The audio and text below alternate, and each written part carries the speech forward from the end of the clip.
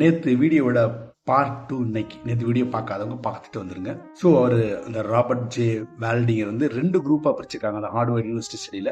724 பேரை வந்து ஆராய்ச்சி பண்ணுறாங்க 75 வருஷமா. அதில் ஒரு குரூப் வந்து ஹார்வர்ட் யூனிவர்சிட்டியில் படித்த ஓரளவு வெல் டு ஃபேமிலி, நல்லா படிச்சு டிகிரி வாங்கி ஒரு மிடில் கிளாஸ் எபோ மிடில் கிளாஸ் அப்படி உள்ள ஒரு குரூப்பு. இன்னொரு குரூப் பார்த்தீங்கன்னா பாஸ்டன்ல இருக்கக்கூடிய இந்த ஸ்ட்ரீட் பாய்ஸ் சொல்லுவோம் பார்த்தீங்களா, சரியா படிக்காம ஒழுங்கா வீடு இருக்காது, அம்மா அப்பா இருக்க மாட்டாங்க, வசதிகள் இருக்காது, ரோட்லேயே சுற்றிட்டு இருப்பாங்க, அந்த மாதிரி ஒரு பசங்களை. ஸோ இந்த 2 குரூப்பையும் எடுத்து அவங்க ஸ்டடி பண்ணுறாங்க. ஸ்டடினா சாதாரண ஸ்டடி இல்லைங்க, கம்ப்ளீட் ஸ்டடி. அவங்களோட பிளட் சாம்பிள்ஸ் அனலைஸ் பண்ணுறாங்க, அவங்களோட ஜீன் அனலைஸ் பண்ணுறாங்க, அவங்களோட பிரெயினை ஸ்கேன் பண்ணுறாங்க. எல்லாம் ஃப்ரீக்வெண்ட்டாக நடந்துகிட்டே இருக்குது. அவங்கள மட்டும் கொஸ்டின் கொடுத்து அவங்க இன்டர்வியூ பண்ணுறது கிடையாது. அவங்கள போய் பார்க்குறாங்க, அவங்கள இன்டர்வியூ பண்ணுறாங்க, அவங்களோட ஃபேமிலியில் பீப்புளை இன்டர்வியூ பண்ணுறாங்க, அவங்களோட ஃப்ரெண்ட்ஸை வந்து இன்டர்வியூ பண்ணுறாங்க, அவங்களோட கம்யூனிட்டி, அவங்க சமூகத்தில் வாழ்வாங்க இல்லையா, அவங்க வேலை பார்ப்பாங்க இல்லையா, அங்கே இருக்கக்கூடிய இன்டர்வியூ பண்ணுறாங்க.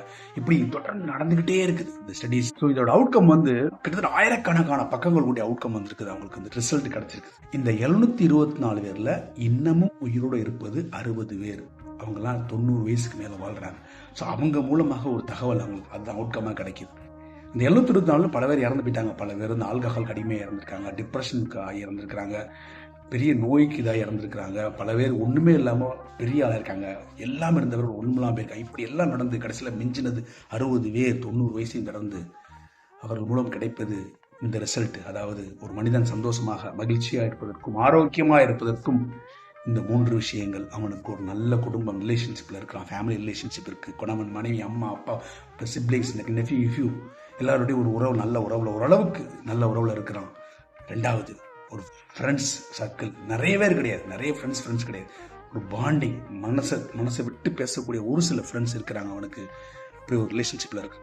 ஒரு கம்யூனிட்டியில் நல்ல கம்யூனிட்டியில் வாழ்கிறான், ஏதோ ஒரு சேவையை செய்து கொண்டு நல்ல விதமாக தன் வாழ்க்கையை வாழ்கிறான் அவன் அந்த கம்யூனிட்டியில்.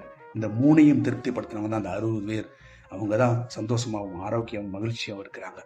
50 வயதில் ஒரு மனிதனோட கொலஸ்ட்ரால் அவனோட ரிமைனிங் லைஃபை தீர்மானிப்பதில்லை. 50 வயதுல அவன் இந்த 3ஐயும் எப்படி வைத்திருக்கிறான், குடும்பம், நண்பர்கள், கம்யூனிட்டி, வாழக்கூடிய சமூகம், இதற்குள் தன்னை எப்படி வைத்துக் கொள்கிறான் என்பதை பொறுத்தான் இந்த மகிழ்ச்சி, சந்தோஷம், ஆரோக்கியம் எல்லாம் இருக்கிறது.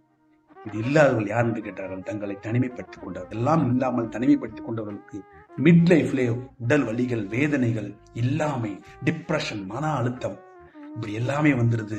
ஆரோக்கியம் வளர்ந்துடுறாங்க, மகிழ்ச்சி இழந்துடுறாங்க, இறந்தும் போயிடுறாங்க, இந்த தங்களை தனிமையாக்கி கொண்டார்கள். ஸோ தனிமை தான் மனிதனை கொள்கிறது ரிசல்ட் கிடைக்குது. அவங்க ஃபேமிலி, குடும்பம், நண்பர்கள், நீங்கள் வாழக்கூடிய சமூகம், இதற்குள் இணக்கமாக நீங்கள் வாழும்போது உங்களுக்கான மகிழ்ச்சி, உங்களுக்கான நிம்மதி, அமைதி, ஆரோக்கியம் எல்லாம் கிடைக்கிறது.